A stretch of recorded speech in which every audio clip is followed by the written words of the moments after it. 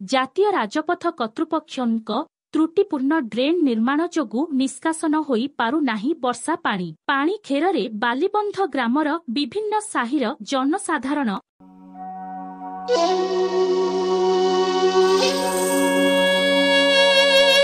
ଝୁମ୍ପୁରା ବ୍ଲକର ବାଲିବନ୍ଧ ଦେଇ 20 ନମ୍ବର ଜାତୀୟ ରାଜପଥ ଯାଇଛି।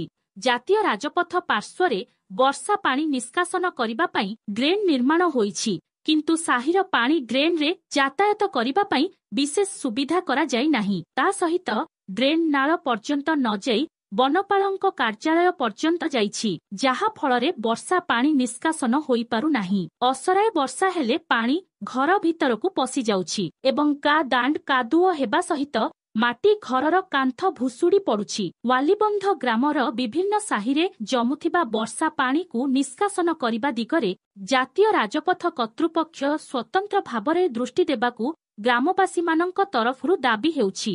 ବ୍ୟୁରୋ ରିପୋର୍ଟ, ବୈତରଣୀ ଖବର।